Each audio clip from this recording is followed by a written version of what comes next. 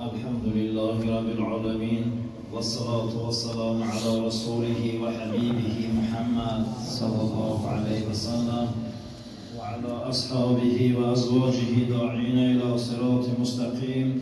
أما بعد، السلام عليكم ورحمة الله وبركاته. برادرای اسلامی و برادرای ایمانی همتون خانه خدا خوش آمده.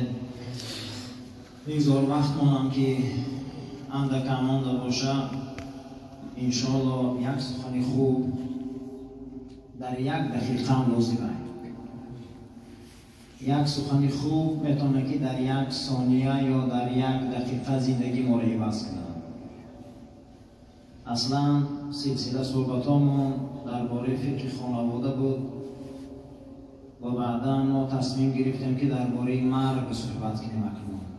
اکنون امروز جمعه آخران از ماه سفر و جمعه آینده ما بفضل الله از ماه جمعه آخران از ماه محرم، جمعه آینده ما از ماه سفر سر میشه تا ماه مولود جناب پیغمبر صلی الله علیه و سلم. 5 جمعه دیگر میمونه که به مولود شروع شود. ممکن درباره مرگ صحبت کنیم. 5 جمعه که ما از همین مردن چی میدونیم.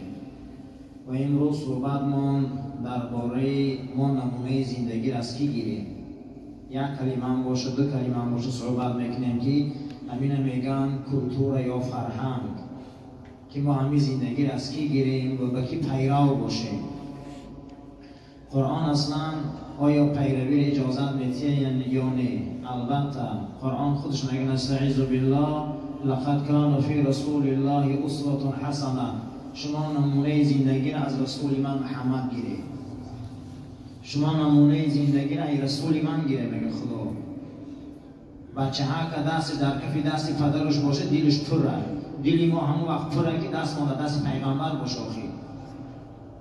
امروز بسیار دنیا در یک روند بی مهری رفته است، بی حرمتی رفته است. حتی امروز بی حیایی هنر، همین روز بی شرمی و بی حیایی هنر شده گیره. آدمی به حیا را کسل میگنازی. یکی از دکترها می نویسند در امریکا قبیله های تنگوری زندگی میکردند. در نیویورک فرزنداشون را روی میکردند در لیتسه ها و پسیخولوگا فیراد کردند پدر و مادراشون. اینا تنگوری ها همش مسلمان های ترکن. و گفتند که دختر شما کسله. و گفتند چی با سببش؟ این تحلیل نوشته. گفتند برای که 16 درآمد ما دخترای شما رو میبینیم با یگان بچه علاقه ندارن، اینا کسلن. و ما آرزو میکنیم که دخترامون با بچه ها مقصد که رابطه پیدا نکنن. در امریکا اگر رابطه پیدا نکنن با یا آدم دیوانه میگفتیم. شما باور کنید کلتور رو بینید که امروز اسلام میگه دخترها پاک کلام شوند. دخترها باید نبینن فرزند نامحرم قد سلام نکنن. امروز اگر به حیا گردی، به سطر گردی، ای مرد دور گردی، در نزد امروزه برنامه و فرهنگای دنیا با کسلی میگن این دیوانه شه که خیلی بچه ها سلام نکردستن. و این پدر گفته ما آرزو دارم که این مردین فرزندی من دور باشه. چه خیلی بیماره.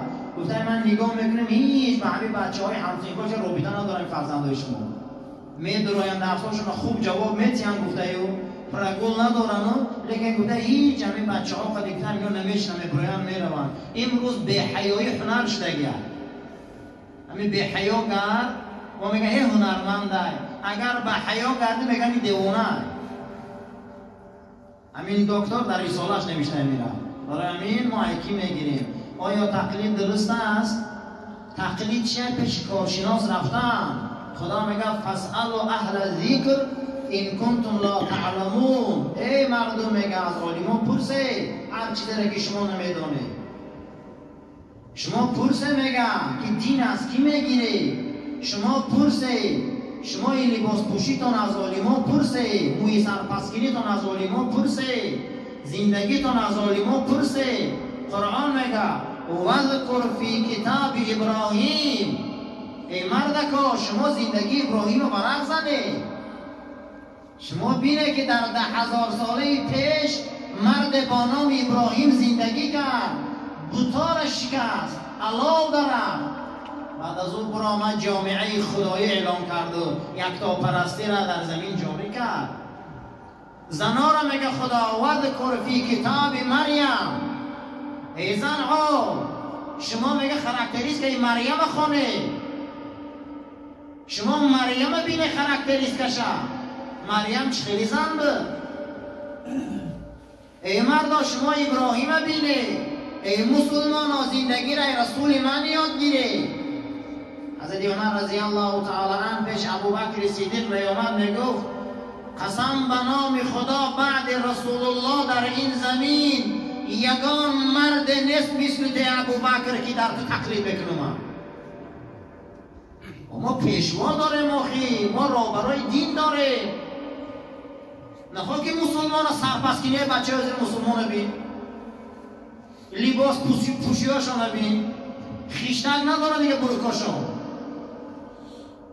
بروکای دریدگی همین ما 4 بچه اومده 4 کس حساب کردن.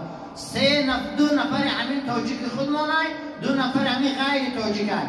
در دستاشون ریشته های سرخ یوریسکی نیت میگن، مکتب های کابولو میبندن، کابل ایسا ریشته های سرخ آوردنگی در همین دعا کنه ما در دستا ما بنده مادم صاحب برکه میشه.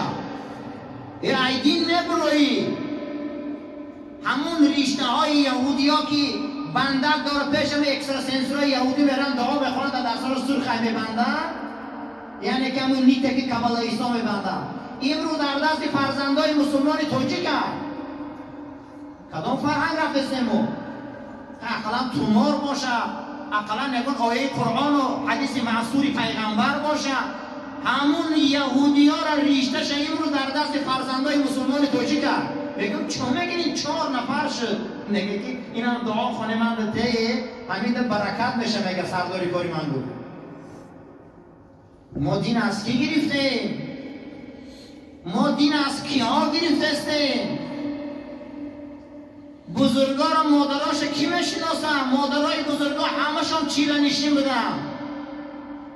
امروز از این مادرها چی به دنیا میبیا؟ الان آدم کشا و خارتگرا این بچهای وزیره به دنیا میدستیم. مادر امام ابو حنیفه یکون کسیده بود، مادر حضرت شیخ سعدی یکون کسیده بود. ای زمان رودکی تا زمان عینی آچه کدام شاعره میشناسیم ما؟ از این ما صدها شاعره داریم که پاپیروس میکشن عرق مینوشن، حیا ندارن و یا با شاعره و گوزن. مادر شاعره ما را کسی دیدگی نبود. مادر کمال خوجندی فقط چیله میشیشته. مادر حافظ دائم الصوم بوده، همیشه روزدار بوده. ای دومنی و اینا برو آمدن. ما این فرهنگ ها خیلی کجا رفتستیم. جناب پیغمبر گفت تنگی لباس از تنگی ایمانه. بچه ها لباسی تنگ نپوشه.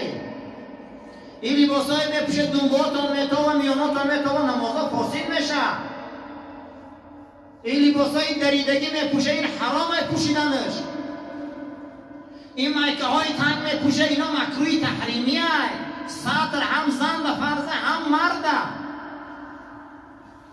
آستین کالته کوشش کنه نپوشه. این لباس رسول ما نیست. این سرپسکنی هایی که اینجای سر میزنه بالاش راست میمونه، این اسلام نیست. اسلام یا موی سرماندن سنت میگه، یا کل کردنش سنت میگه، یا یک خیل پس کردنش سنت میگه. لعنت کرده پیغمبر این گونه سرپسکنی ها را. زنها سرگذشت مریم بینه. زنها شما سرگذشتی عایشه و آسیه را بینه. شما نگوید دنیا کشاچته ما برای یک بردنان اینجا آمدیم 1000 کار میکنیم و وزبینه. نه برادرای عزیز، حضرت صفوان روایت میکنه که ماهتاب 14 میشد به سوی 28 میرفت، خانه پیغمبر خدا در چراغ گریان نمیشه. من میدر آمدم میگفتم مادر چرا شما چراغ گریان نمیکنی؟ میگو اگر ما روغن میداشتیم خوراک میخوردیم. اینی خیلی زنهای پیغمبر زندگی داشتن. بروی خانه پیغمبر رو آوازه کنن که به زندگی نداره گفتن. تمام شرایط میکنن، گپی خانه خسر در خانه خشتامانه هر روز. کجا رفتستیم؟ برای وقت متنگه برادر این سلسله با جمعه دیگه انشاءالله از نوع پایانش ما برآمد میکنیم، هم تاجیکی هم ازبکی. سپار راست گیره تلفنات